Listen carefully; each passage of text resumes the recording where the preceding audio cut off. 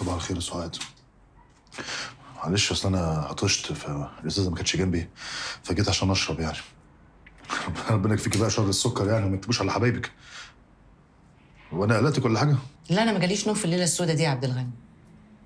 ليه ليله سودا ليه؟ هتسوديها ليه؟ ما هي ليله زي كل الليالي. بقول لك ايه، انا خلاص تعبت ومش قادره استحمل.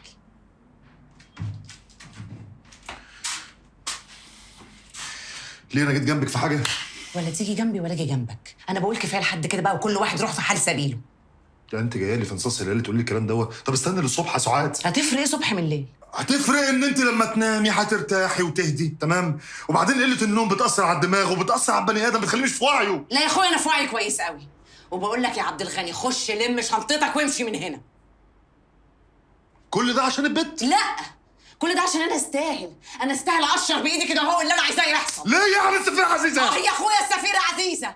عارف يا عبد الغني انا بس عشان طيبة وقلبي حنين صعبت عليا وقلت اجيبك كده من عند المستشفى تيجي البيت عندي هنا تعيش معايا، لكن انت ولا هنا ولا هنا ولا بتفكر فيا. انا قلت هتقلي صوابعك ال10 شمع، لكن انت ما بتفكرش غير في رضوى. لا حرام عليك، انت كده بتظلميني، ده كلام مش صحيح. الكلام خلص. في انت وهي صدقوا جايب لاخر الشارع اللي في نصاص. احضري لي يا حماتي بالله عليك، انا ما جيتش جنبها وهي ظلماني والله العظيم اللي فيها مكفيني، والله العظيم والله اللي فيها مكفيني. خش نام يا عبد الغني، هيروح يلم شنطته ومش هيقعد معانا في البيت ده تاني. ليه يعني؟ هو انتوا اتطلقتوا؟ يا ست امشي من هنا بس دلوقتي. عارف يا عبد الغني احسن حاجه انا عملتها في نفسي ايه؟ ان انا خليت العصمه في ايدي عشان يوم ما عاوز اخلص منك اخلص. طب يعني ده جزائي ان انا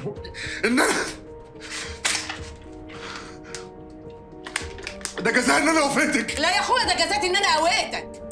طب اقول لك على حاجه، انا همشي بدماغك والله، همشي الصبحيه. انت هتمشي دلوقتي حالا يا عبد الغني وانا هطلق نفسي منك. يا سعاد بس اقول لك خدي.